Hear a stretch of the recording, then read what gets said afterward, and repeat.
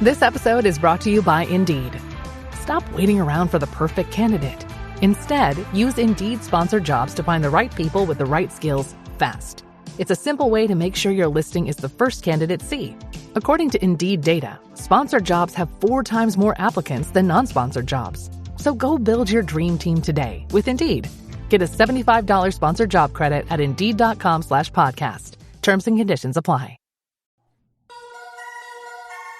Welcome to Marketing Geeks, the friendly neighborhood marketing show where Justin Womack and Andros Sturgeon talk all about other things than marketing.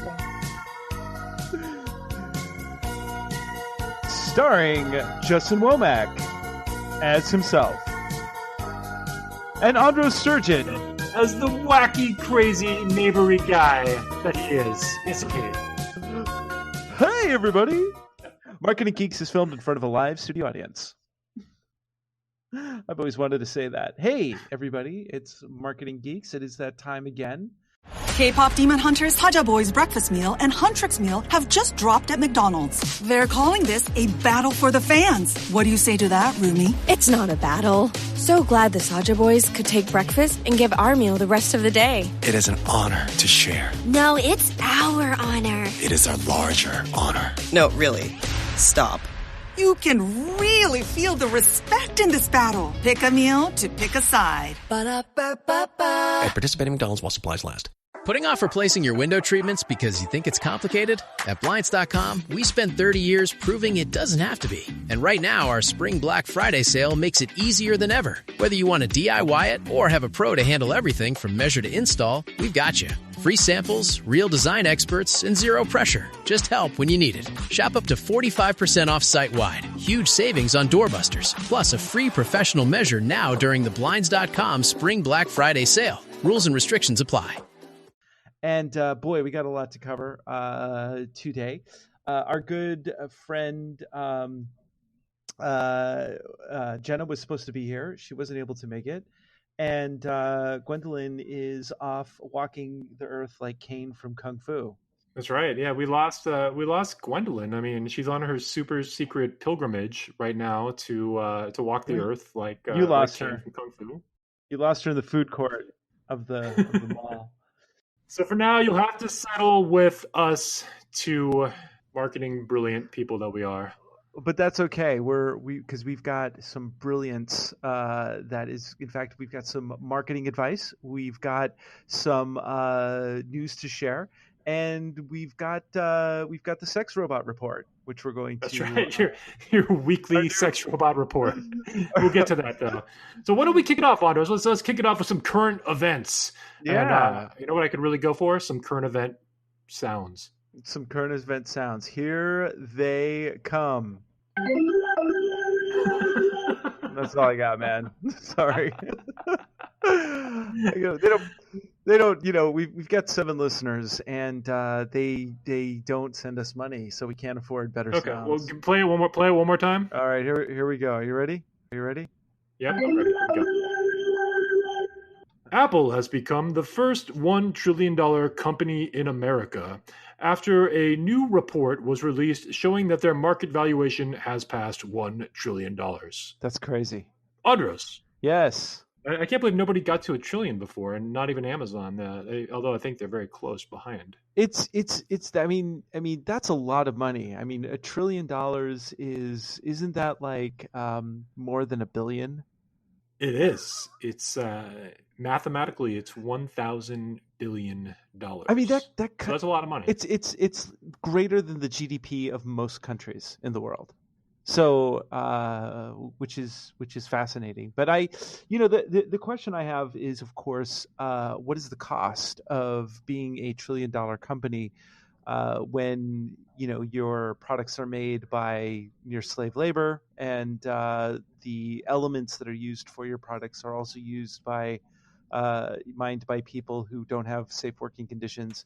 You know what I'm saying? I don't mean to bring everyone down. Well, you're a corporation in America, so you are directed to work for the profits of your shareholders, regardless of anything else going on. So it's I mean, it's an interesting dynamic. I mean, that's why you've seen like the B Corps or the benefit corporations being introduced as ways of not being in direct response to your shareholders in that way. So, but I mean, Apple has done a better job than a lot of companies, I think. Although, yeah, I mean, I don't know all the details, and I know that they do manufacturing in China, and I can't speak for sure of what goes on in those plants, and so it's tough to say. But hats off to Tim Cook and Apple. And speaking of Apple, I think you had another story that related to Apple to share here. Yeah. Now, first of all, I just want to deconstruct the why. Like, how did a company that was started in a garage, which is kind of a myth, it kind of wasn't, but it kind of was, end up being one of the most valuable companies in the world? And a lot of it has to do with the marketing of how they marketed that product, because the thing about Apple Computer, their whole entire methodology of advertising is about thinking different, right? Going back to the first major commercial, the 1984 commercial. If you haven't seen it, go on YouTube, Google Apple 1984 commercial, and you could see like this was at the time, this was a really innovative commercial that was designed to bring people into the Apple fold. It was the first time that there was. Do you know who directed that commercial, by the way? I do not. Tell me. Ridley Scott. Oh, I think I knew that, but thanks for reminding me.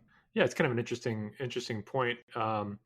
Steve Jobs was a brilliant marketer that was ahead of his time in a lot of ways, and he understood customers better than anyone else in the computer industry. I mean, if you go back to the first, because Apple's had kind of like two runs, right? They had the first run in the 80s, and then they had their comeback in the late 90s, early 2000s.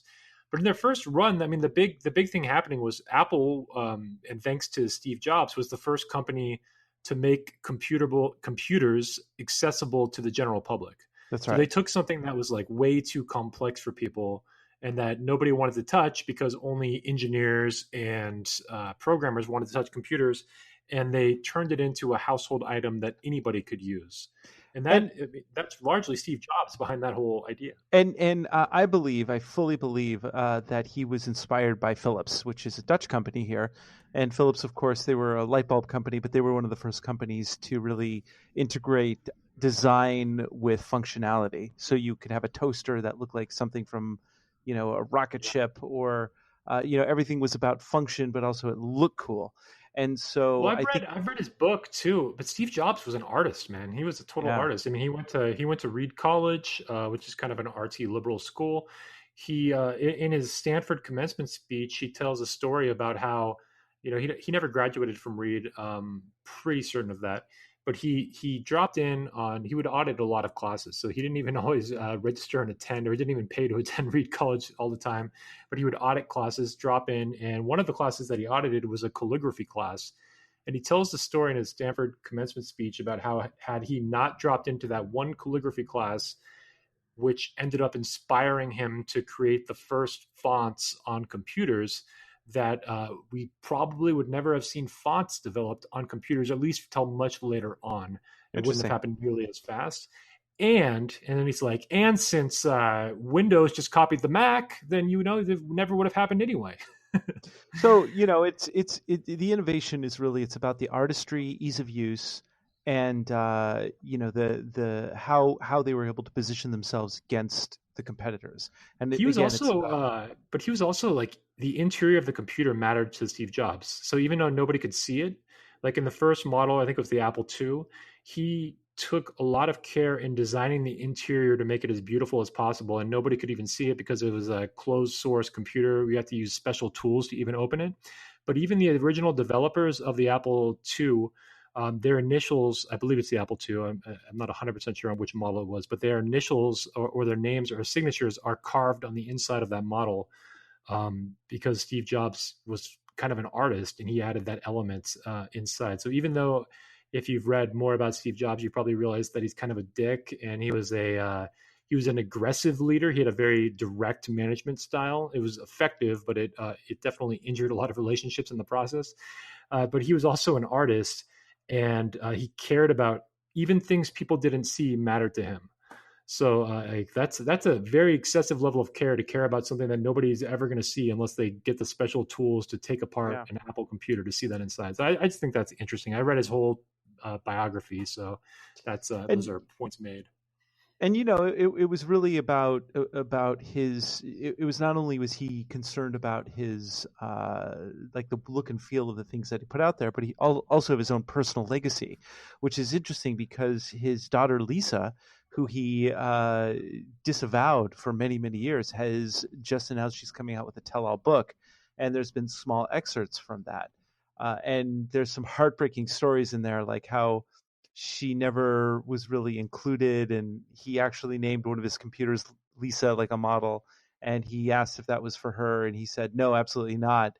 And then finally, when she was a lot older, he started inviting her to events, and at one point they went to like Bono's house or something, and when Bono asked about the Lisa computer, asked Steve Jobs, did you name it after her? He said, oh yes, absolutely.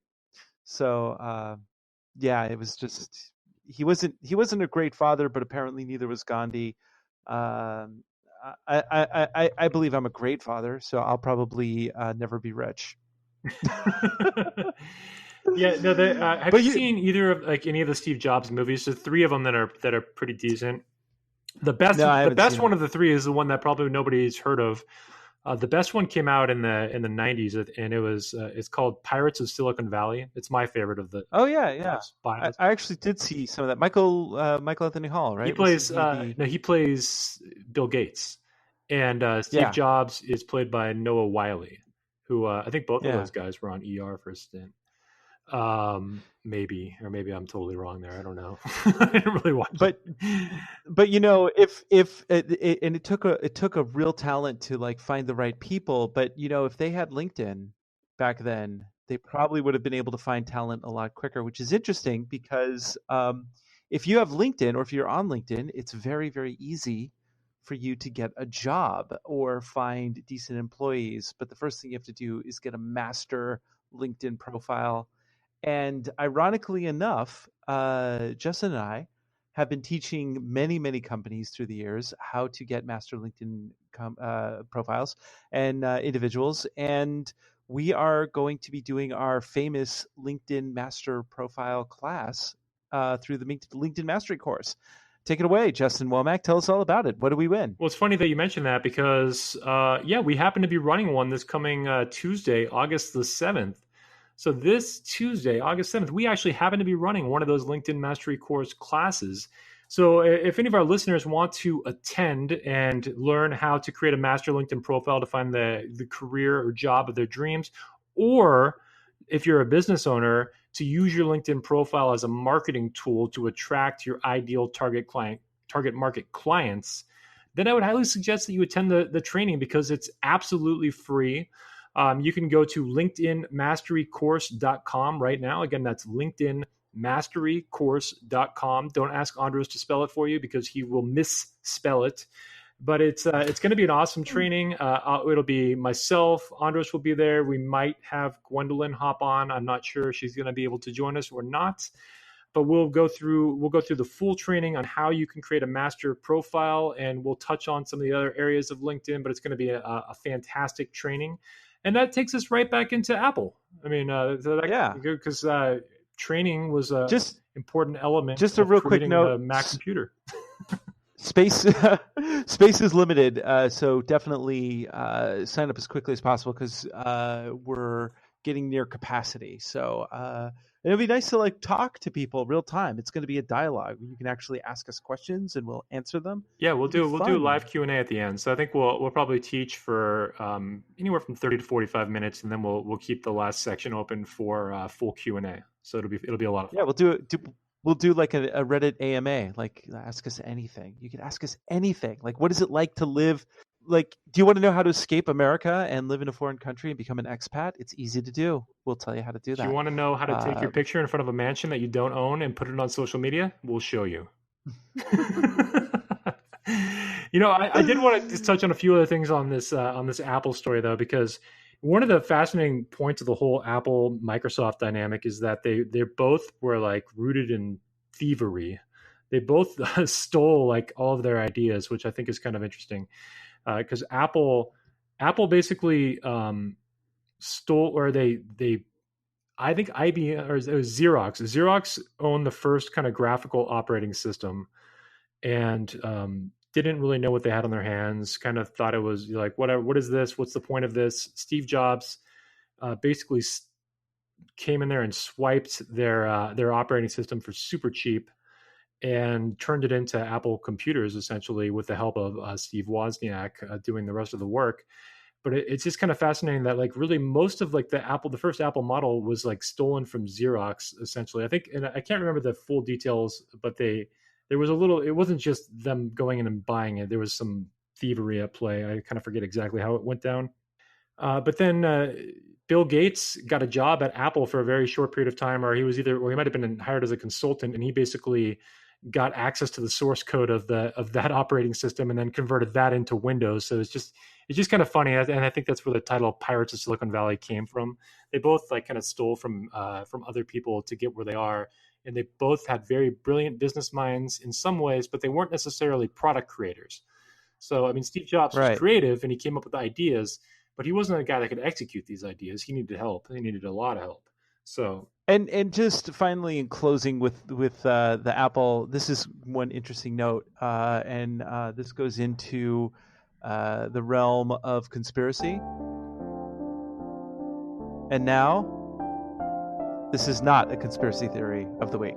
So just for the record, if anybody ever talks to you about how rich people are holding all the technology for themselves so we could get sick and they have all the cures, just mention Steve Jobs, because if anyone could have cured cancer or had a cure available, it would have been that guy, right?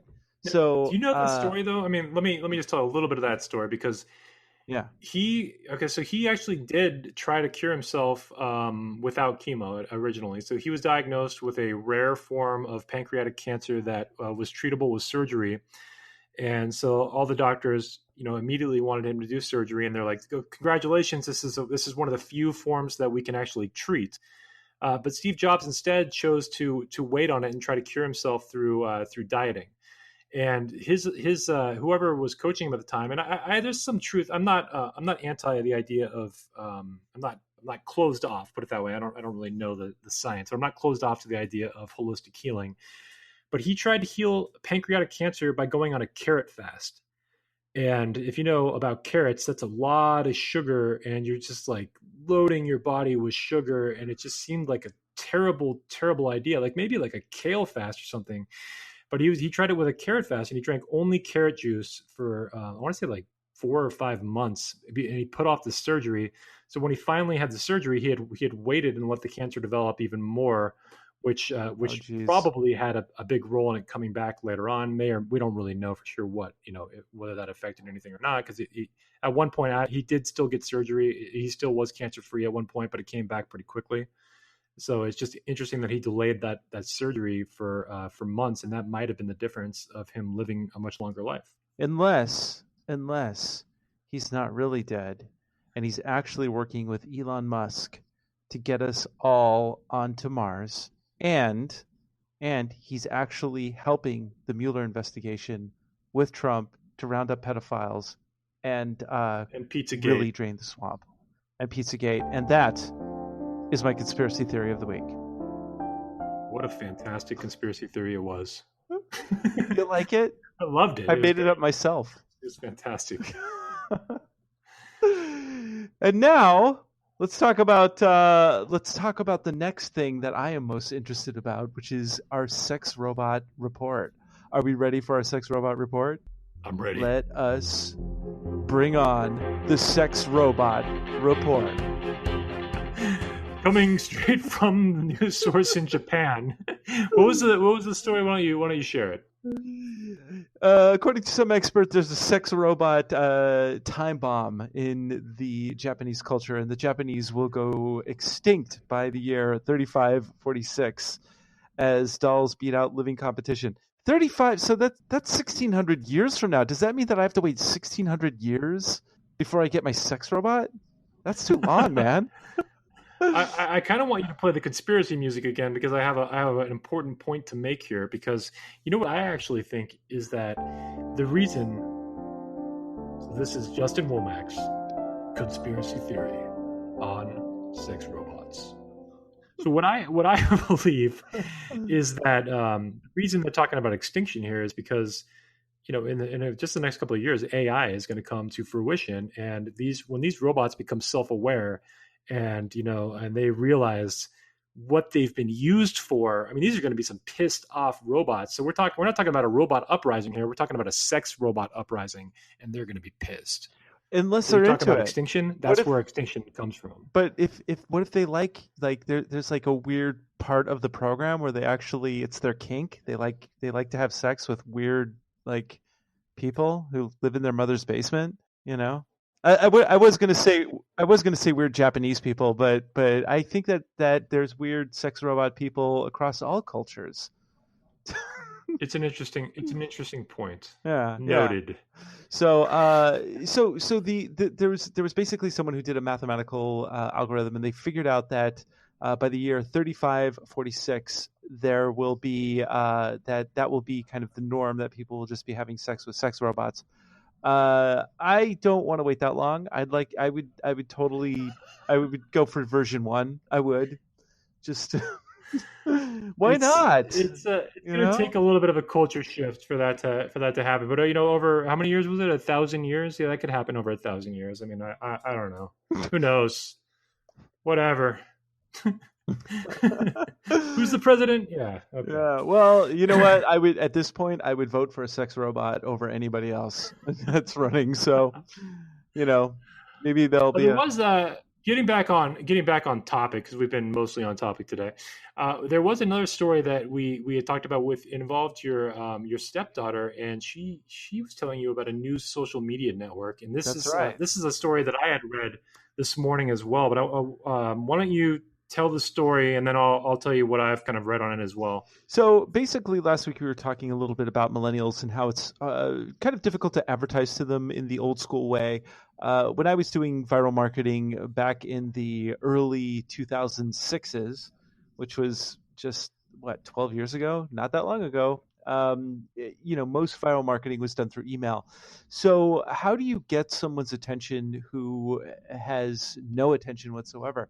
Case in point, my stepdaughter is using an app. She was using an app called Musical.ly, and this morning she opens it up, and Musical.ly has been purchased by a company called TikTok. And TikTok is a Chinese-owned company that basically took the Vine concept and put it on steroids. So you could do 12-minute loops, and Musical.ly is something where you can make these mini music videos, and they've kind of combined the two apps together and now have this Uber app, and that is the app that everyone is using these days. So the question is, if you have these lightning fast sort of videos that you're sending around and creating, how do you market to somebody who doesn't really have an attention span for being advertised to, right? But I found it interesting because, number one, I never heard of TikTok, and apparently it's huge in China. Number two, they now have Musical.ly. Number three, a Chinese government-owned app is now becoming hugely popular on young person's phones. And, the Chinese government doesn't allow anything to go through their servers unless. Is it time for conspiracy theory number 3? No, this is just happening. This is just, it's just the way true, it is. Yes. Yeah. So anyway, kind of interesting because it's the app du jour. So parents, if you have young people in your house, I would recommend very highly that you check their TikTok account and see what's going on, because no matter what kind of propaganda they're being fed. Oh well, they're creating their own. They're vicious, man. Like, remember Mean Kids in junior high? Remember how mean they were? Yeah, I do. Imagine if they could be mean to like thousands of people simultaneously. It's a bullying dream. It's a bullying dream. It is. So anyway, it's fascinating times. But I don't know that much. I mean, I actually had heard of TikTok before, but I'd never, been that fascinated to the point of wanting to check it out or anything, because it was such a small seemed like it had a pretty small audience, but it showed up in the top downloaded apps. So I'd at least seen it on Apple phone where it showed up in the top downloads. So, but Musically has been pretty popular to the point where Gary Vaynerchuk, the internet marketing guru that's pretty popular here in the U.S., he did a whole chapter in his new book about Musically before any of this happened, because he saw that as an emerging popular brand and as a way that it's going. I mean, you look at marketing to millennials. This is probably a few years off from reaching, because we're talking pretty young millennials here that are on Musically and probably now on TikTok. But it's the next kind of thing. I mean, this was the idea with Snapchat, that you get them when they're young. The platform eventually should theoretically age up, meaning that these people get older, and if you're out in front and you become an early influencer on a network like this, there's a lot of money to be made if you can somehow either get a stake in the company or you become an early advertiser. There might be a lot of money to be made. But right now, that the demographic on this network is probably too young. I don't know enough about it, but I'm assuming it's very young. Except that, but it's also got the whole China market, and there's a billion plus people there. So more will be learned, because I need to. It's also more research.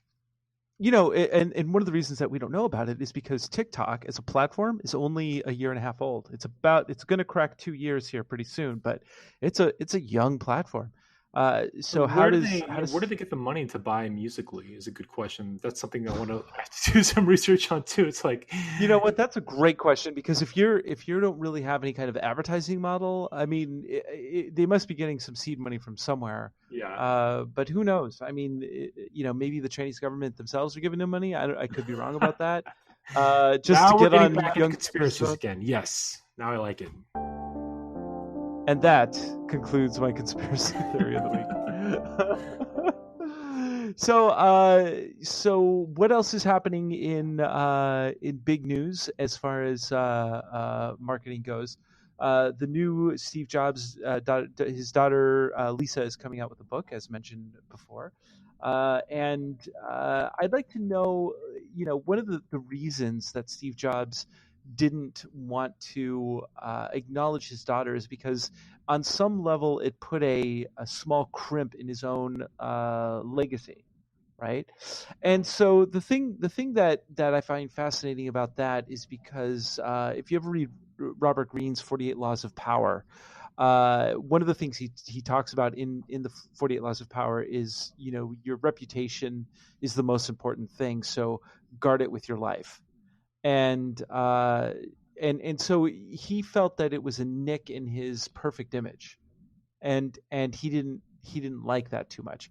So do you think that and it kind of makes sense, because if you have a company that has a bad moment or a nick in their brand, it could cost you millions, or in some cases billions of dollars. This is a guy with a big ego, obviously. I think I was reading that when he did the cover for his final book before he passed away, that he had something like at least hundreds of variations of covers before he settled on the cover for the book.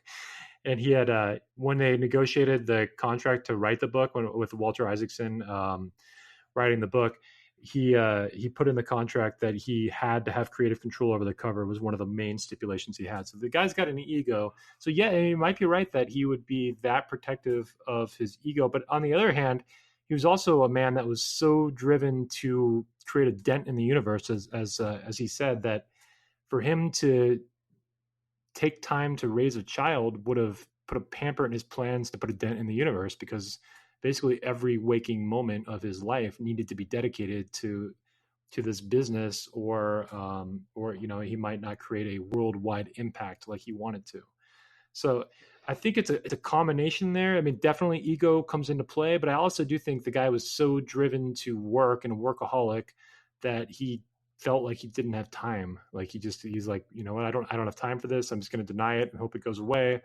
And he probably believed in the power of positive thinking or the power of attracting what you think about. And he tried to twist that, is kind of what I'm thinking. So by denying her that she would go away somehow, but obviously that's not the case. Yeah. But I mean, that's the question. I want to pose it to our listeners. Is that if you found out that, Steve Jobs had some sort of nick in his perfect armor, would that make you think about possibly buying an Apple product. I mean, I know that I certainly it's put a crimp in my marathon watching of the Cosby Show. Yeah, but I I think just can't. a lot of the negative stuff on Steve Jobs is out now after he's died. So I Yeah. mean, there's movies, there's documentaries about kind of his. Again, I talked a little bit about his leadership style, but the man was he was aggressive to the point and demeaning, and he basically looked down on people under him in a lot of ways. And he would he would yell, he would scream, he would demand things, he'd make people deliver on deadlines.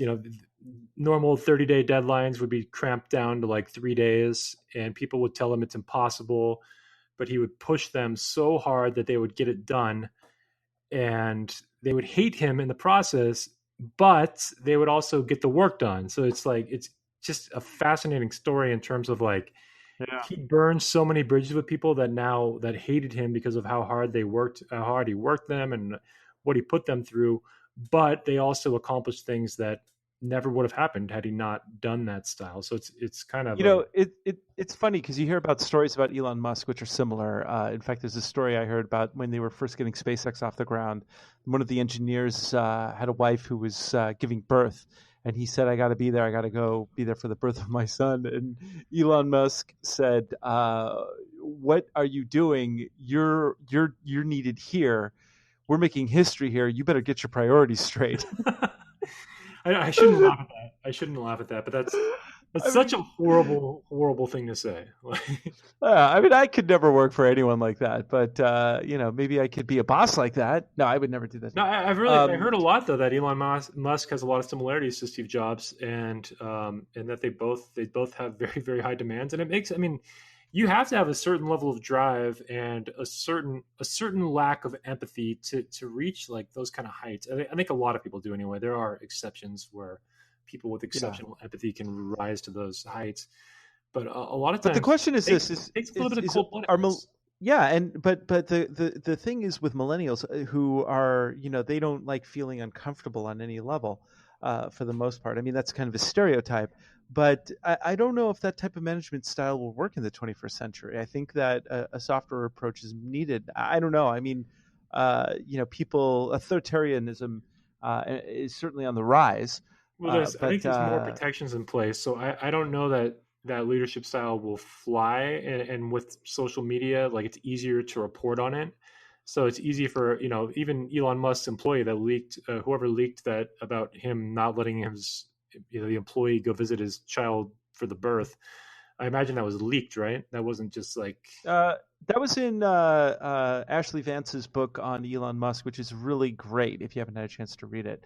But again, it's about your the Tesla stock took a huge dive recently because when those Thai kids were stuck in a cave, he called one of the divers a pedophile. That's right, he did. And because the diver criticized his idea to create a mini submarine as a publicity stunt, which it probably was. It probably mostly was. I don't know. Again, it's something I don't know enough about, but from what I've read, I've read that it was pretty impractical of an idea. But still, it just goes to show you how that type of marketing matters. It's reputation management. But going back to how you actually advertise to people directly, interestingly enough, this just came across the wire that Facebook is going to monetize WhatsApp with a business API. And what it's going to do is it's going to create ads that open chats in the messaging app. Now, did you hear this? That the founder of WhatsApp was still employed by Facebook after the acquisition.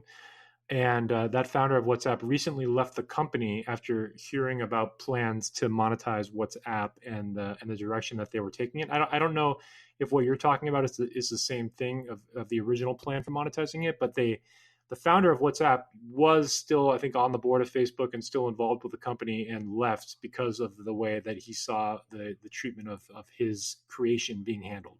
I could see that because it was originally designed to be a end-to-end secure, encrypted sort of thing that was free to everybody. And I mean, this is kind of an interesting thing that they're doing because what they're going to do is they're going to have ads on Facebook that when you click on them, they open up chats so you can immediately chat with someone on the other end. So for some businesses, if you want to connect to a real-time salesperson via WhatsApp, which will allow you to do a video conference call or a phone call or a chat, any one of those. I think that, I mean, as far as business sense goes, that makes a lot of sense to have some sort of It tool seems like pretty that. practical. Yeah. Yeah. And charging a company for that privilege, I also don't see as a huge problem. WhatsApp is very handy for me, especially living here in the Netherlands. I get to talk to everybody for free. And I mean, it's really amazing technology. I can't get my mother to use it, but No, it started much. It was much less a U.S. company. It was much more international. But it's growing in popularity now in the United States. In fact, I'm using LinkedIn now to troll for clients, and one of the things that I'm using it to troll for clients. But as I talk about it, I think that putting your WhatsApp number on there is probably not a bad idea if you put it on a resume or whatever. Speaking of which, I have found a neat little hack that I want to share with everybody. And if you're looking for a job on LinkedIn, this hack will actually allow you to put out resumes at quadruple the speed. And but here's the caveat to that: I don't want to tell anybody now, but because I just found this hack and I want to tell. I have to know. You can't just leave me hanging like that, man. You can't do it. Here's what happened. So one of the things that we're going to talk about. Can I pay you like, I don't know, $10,000? Can you tell me? No, you know what you could do? You can just go to the LinkedInMasteryCourse.com and register for the free event that we're doing, and I'll tell you. You're saying it's a $10,000 value just to be there. Wow. That's right. But you know what? Forget the $10,000. We're doing it for free. That's right. Incredible. That's incredible. I will be there. Incredible. And I just want to say that you are such a great speaker and an inspirational person. So just put me down for a testimonial too. All right, you got it. But one of but one of the things that I found, because LinkedIn is getting tweaked all the time by Microsoft, but they started this new sort of thing that allows you to, when you're looking for opportunities, to connect with employers kind of instantly. And so there's ways to do that, and of course ways not to do that. But one of the things I found, and this is kind of interesting, is that there's a new job title that I discovered that a lot of companies are starting to use, and that is a customer success manager. Yeah, and, I'm familiar with that one. That's a pretty new one, and it's new. Some of my old jobs I think fit that description, so I might have to exactly. And that's the point, which is because and the same as mine.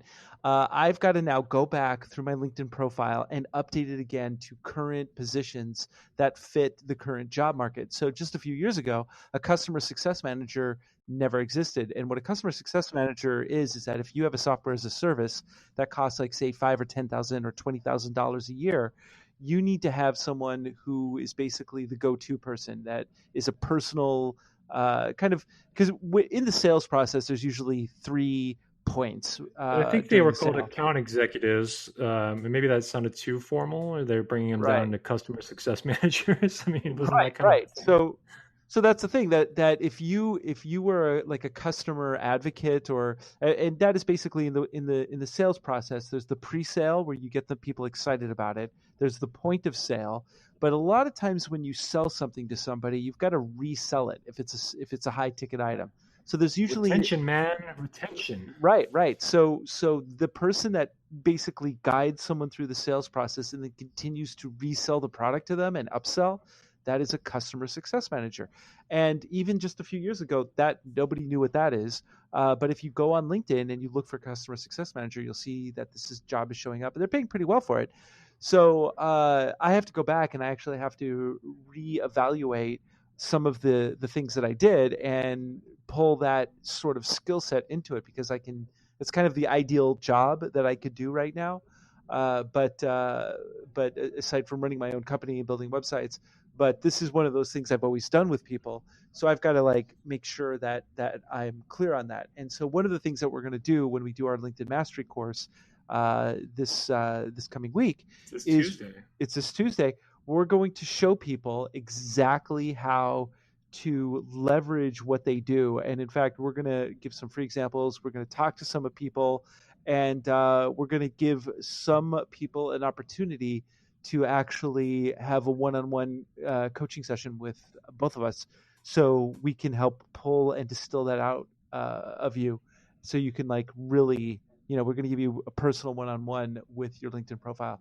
So that's coming very soon. The best part of the whole thing is that it's really live, not fake live, but real live. So we'll actually be there. We'll actually be taking your questions. It's not going to be a pre-recorded.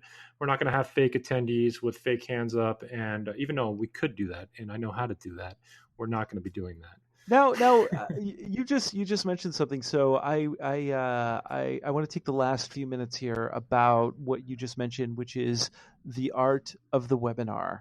The art of the webinar, yes, and I think this will be a good segue to talk about next week. I think we'll do an episode on webinars, but for now, let's talk about some foundational stuff, so I can set the framework of what to expect here if we do a full episode on webinars. But what I'm talking about is the idea of there's a term called evergreen, and evergreen doesn't refer to the trees growing in my yard. It doesn't refer to my Christmas tree or anything like that.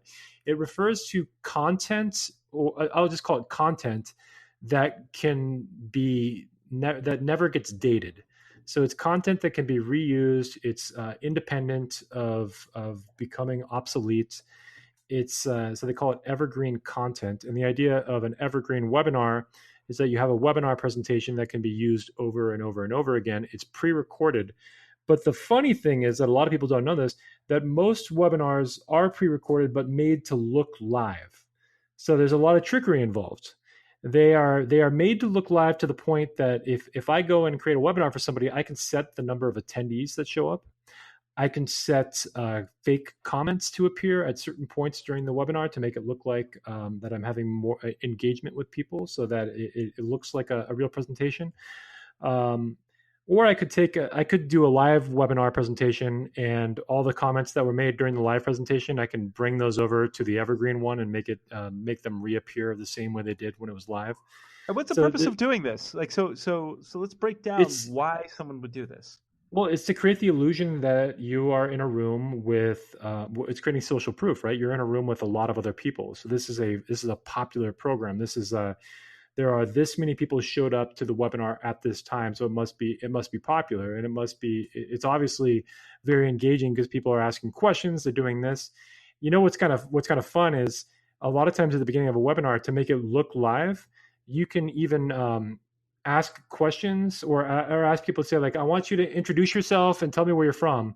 And then I could just go out, and when I'm recording the webinar, I could just name a bunch of names and be like, oh, hey, it's Justin from Camarillo. It's Andros from the Netherlands. It's Gwendolyn from wherever. And, I could just say that. And then later on, after I've recorded it, I could go in and add the comments to appear just before I announce those names.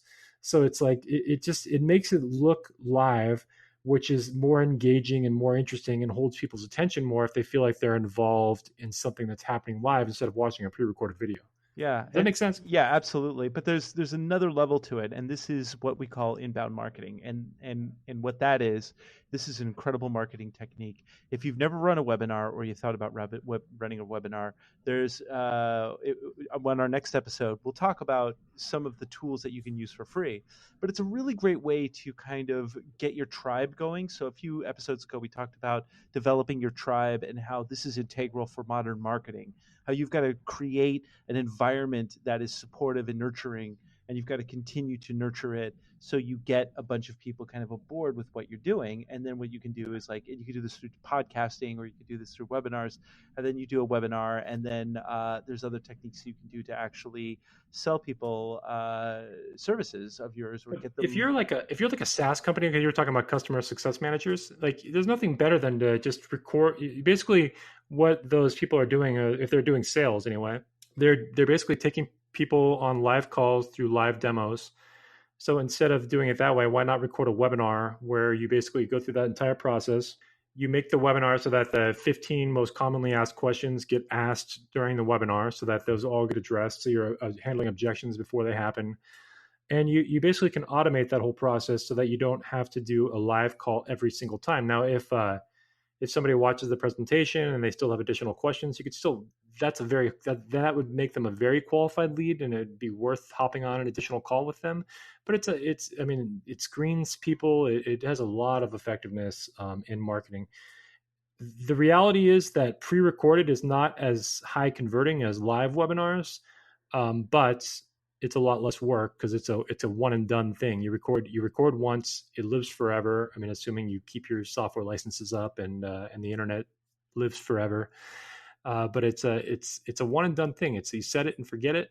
And then if you do it live, your conversions will be higher because it's just some people are up on some of the tricks. But then what you could do with it, this is the kind of the cool part, and this is stuff that we really geek out about, is you can take then the webinar itself and then say, if you're going to upsell something on the webinar that seems to be live, you can advertise that on Facebook on a regular basis. So if you're advertising that on Facebook, you're getting people to join the webinar. That is a really amazing thing. And now with this new business API that they're releasing for WhatsApp, if somebody has a question about it, they could actually WhatsApp you directly. So even though it seems like it's live, you can, within the realms of signing people up, you can start answering questions directly. That'd be pretty cool if they do that integration. Right now, if somebody asks a question on a pre-recorded webinar, you can set it so you get an email. So if they typed in a question, if a real attendee typed in a question, you get an email. But yeah, adding WhatsApp to make it like fully interactive. So somebody that could be their job basically, is to be the attendant of the pre-recorded webinars. So whenever somebody shows up, they're basically there answering questions. Sure. That would make it really, that would probably make it seem fully live. I mean, it'd be tough to exactly. And then from there, of course, now you have a captive audience. They're coming to you to get information, and this is like, again, the inbound marketing technique where you're building the tribe. People are coming to you. They want to hear some information about something current.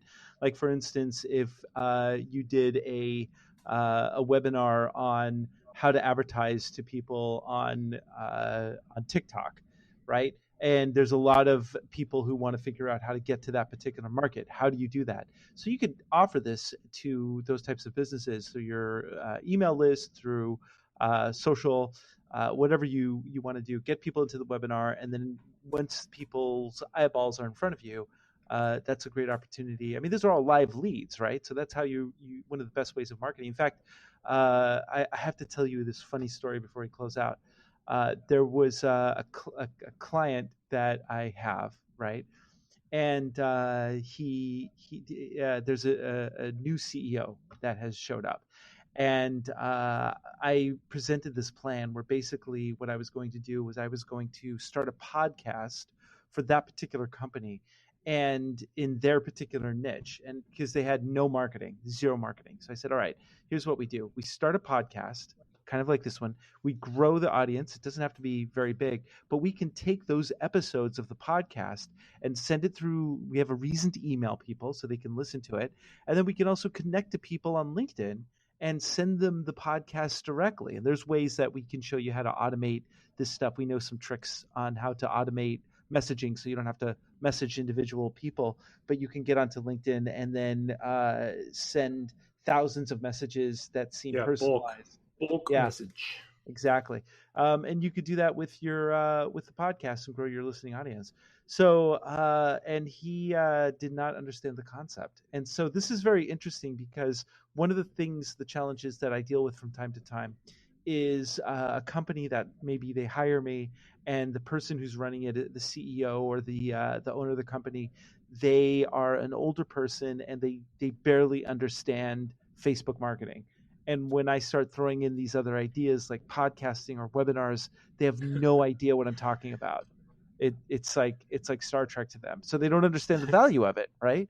So This is why it's important, especially in this day and age, to stay on top of what these methodologies are and how to get in early too. That's why we bring up TikTok also, because first people to the party are the ones that are going to benefit the most. I mean, the early adopters of Twitter grew their audiences very fast and have turned that into great influence. The early adopters of Instagram, the early adopters of everything tend to have the best opportunities. It doesn't mean they're all going to succeed there, but they have the best opportunities to do so. Exactly. So be an early adopter. Yeah. And if you have any questions about it, I know two people who run a weekly podcast who can bring this information to you. And currently, Joe Rogan, is that who you're talking about? I'm talking about us, man. So, okay. Oh, yeah. So I have a request, and and that request is that every single one of our 7 listeners go out and tell 500 of your closest friends about us, and have them subscribe to this. And we need some feedback because, first of all, I just want to give a big shout out to all the people who have been leaving really great comments to us on iTunes. We have some really glowing reviews, and I just want to thank everybody for that because it we are here really because we want to bring this information to you, and we have a wealth of knowledge. Like, again, if you want to find out how to start a business in a foreign country and use that as your work permit so you can escape America, we're going to do an episode on that in the future. We're going to do an episode on more on webinars, podcasting, and we'll do our weekly sex robot report. So but we want to. But we're going to do a podcast on podcasting. We have to do a podcast on podcasting, and we need to do a webinar on webinars at some point. Those are the two the must-haves. So I just want please let us know what information we could bring to you, how we could format the show better. We kind of like to play it loose here, and definitely have kind of a loose. Some people dig that, some people don't. I don't know. I would love to hear from you either way, though, folks, and let us know what you think. But is there anything you wanted to add, Justin Womack? I think there was, and then it kind of vanished from my ears or my soul. It vanished from my soul. I don't really have anything too much to add other than just be sure to join us on this coming Tuesday, August 7th. LinkedInMasteryCourse.com was the URL in case you missed it at the beginning of the show. LinkedInMasteryCourse.com. You can register for free. We're going to give you a full training on how to create a master LinkedIn profile, so don't miss that. And other than that, I mean, exciting stuff happening in our worlds. We're continuing to grow this podcast. We love our listeners. Even those couple of you that gave us 2 stars, we love you too. We love you. Yeah, and you know what? We love you guys just for letting us know how we can improve. So real feedback is good. We want real feedback can be constructive. So as long as you're not fully, I mean, you can troll us a little bit, but don't troll us like too bad. And then we can take constructive feedback tell the trolls not to troll us too bad. See how that goes over. Well, you know what? I'll take it, man. If you want to troll real bad, I mean, it's engagement, So if they troll us, real bad, all they're doing is adding to the fire. I mean, this podcast is exploding.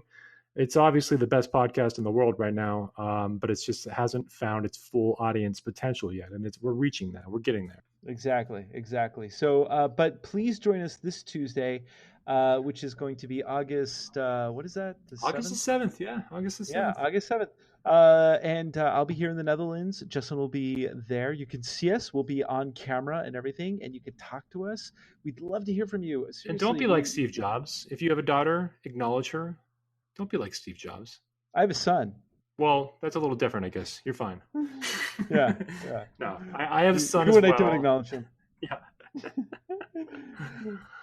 And then so we're going to do future episodes on even how to deal with what kind of apps to put in front of your kids. Anyway, there's a lot to talk about. We love our audience.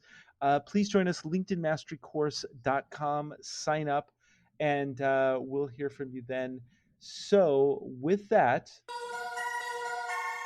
thank you for watching or listening to another episode of Marketing Geeks. Marketing Geeks was brought to you by the LinkedIn Mastery Course. LinkedIn Mastery Course for all your LinkedIn needs. It's been awesome, and there's a guy bumping into a door and falling down because it's a sitcom. Okay, ready? We're going to do a freeze frame. Here we go. 3, 2, 1, freeze frame.